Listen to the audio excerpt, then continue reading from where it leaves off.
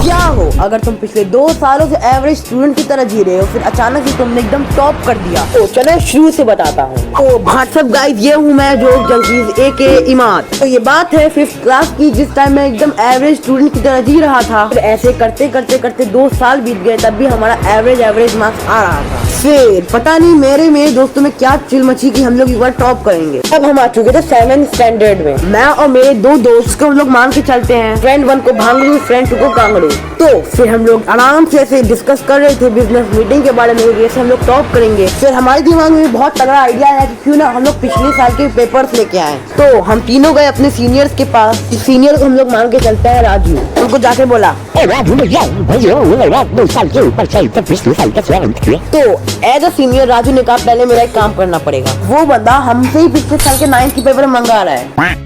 हम गए राघव के पास, हमने यही बात बोला। फिर राघव ने वहाँ से जवाब दिया, हाँ ठीक है, पर मेरा भी एक काम करना पड़ेगा। फिर मेरे दिमाग में चलने लगा कि ये भी ना हमसे पेपर मंगा ले फिर से 9th क्लास का, जैसे राजू ने मंगाया था। पर राघव ने हमें जवाब दिया, ठीक है, पर मेरा सारा हॉलीडे होमवर्क करना पड़ेगा। फिर हमने जवाब दिया कि हमें थोड़ी आता है 9th क्लास का हॉलीडे होमवर्क, हम तो खुद 7th में हैं। फिर राघव ने जवाब दिया वहाँ से, अरे सारे आंसर मेरे पास है, सिर्फ तुम्हें डिजाइन करना है और लिखना है, और पेपर की खर्चा तुम्हारा। फिर हमने वो हॉलीडे होमवर्क तीनों में डिवाइड कर दिया कि पेपर सबका खर्चा भांगड़ू का, डिजाइन का मेरा, रिटर्न वर्क का कांगड़ू का। फिर हमने 3 दिन शिद्दत से लगा के हॉलीडे होमवर्क कंप्लीट किया और उसको दे दिया। फिर जैसा राघव ने कहा था कि हमें वो पेपर लाके देगा, उसने लाके हमें दिया। पर यहाँ पे उसने गेम चेंजिंग पॉइंट लाके रख दिया, क्योंकि जो उसने पेपर दिया था वो उसने खुद बना के दिया था।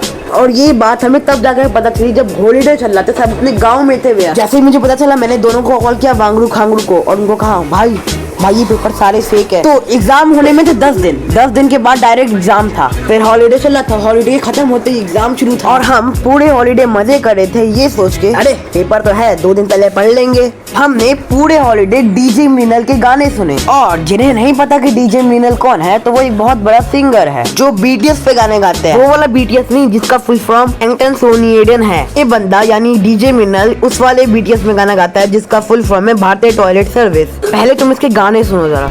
Smooth like butter, like a criminal undercover. Go pop breaking into not like that. हाँ, मैं इसी सिंगर की बात कर रहा था। हाँ, तो फिर पॉइंट की तरफ बढ़ते हैं। धीरे धीरे हमारा दिमाग खराब हो रहा था, क्योंकि हमने बुक भी नहीं लाया था भाई। तुम ये सोचो ना, तुम्हारे एग्जाम में सिर्फ थोड़े दिन बाकी हैं, तुम गांव में आराम से चिल कर रहे हो, तुम्हारे पास पढ़ने के लिए बुक भी नहीं है। फिर यही सब सोचते सोचते हमारे 3 दिन गुजर गए। फिर वहाँ पे आया हमारा एक गेम चेंजिंग पॉइंट। वो जो हमारा पहला सीनियर नहीं था राजू, उसको पता नहीं हमारा नंबर मिल गया। उसने हमें कॉल किया और बोला, ओए इमाद, मेरे पास पिछले साल के सारे पेपर और असाइनमेंट पड़े हुए हैं और सारे टेस्ट भी पड़े हुए हैं, अगर तेरे को चाहिए तो मेरे घर आ जाइयो। फिर मैं ये सब सुनते एकदम खुश हो गया। मैंने अपने दोनों दोस्त कांगड़ू और भांगड़ू को कॉल किया और कहा, चिंता करने की बात नहीं है, इस बार मेरे पास पिछले साल के एग्जाम के साथ साथ रिवीजन और टेस्ट भी है। फिर दोनों कांगड़ू और भांगड़ू ने जवाब दिया।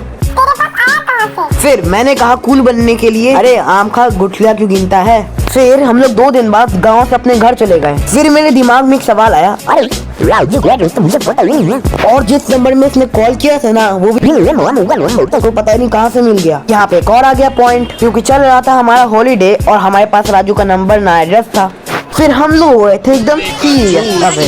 अरे यार पता नहीं क्या मजे आते हैं, जैसे रिकॉर्डिंग करके सब जाते हैं यार, ये सब एडिटर जरा ये क्लिप काट देना। हाँ, तो फिर हम लोग हो गए थे एकदम सीरियस। फिर उस दिन शाम को मेरे छोटे भाई के दोस्त का बर्थडे था, तो हमें उस बर्थडे में जाना था। मैंने मना कर दिया मम्मी को कि मैं नहीं जाऊंगा, मम्मी मेरे को बहुत सारा काम है, पढ़ाई लिखाई करना है। जिसके बर्थडे में मैं जाना था ना, वो मेरी मम्मी की दोस्त का बेटा था। फिर मम्मी ने मुझे डांट के भेज दिया उसके बर्थडे में। फिर अभी तुम सोचोगे बर्थडे एग्जाम का कनेक्शन क्या है, तो रुक जाओ लास्ट में बताता हूँ। तो देखो, बर्थडे चल रहा था, मैं गया, हम लोग ने गिफ्ट दिया बच्चे को, हो गया। फिर धीरे धीरे उसके घर में गेस्ट आने लगे। फिर हुआ यूं, वहाँ पे बच्चों का बर्थडे था, मैं ऐसे ही कोने में बैठा हुआ था कि बच्चे लोग हैं। फिर वहाँ पे एक लड़का आया जो मेरे ही सेम एज का था। फिर वही में एक और बहुत बड़ा पॉइंट आ गया, और वो पॉइंट जानने के लिए सब्सक्राइब करो, नेक्स्ट पार्ट में बताते हुए जाऊंगा। रुको, अभी भी तुमने सब्सक्राइब नहीं किया ना, सब्सक्राइब करते हुए जाना।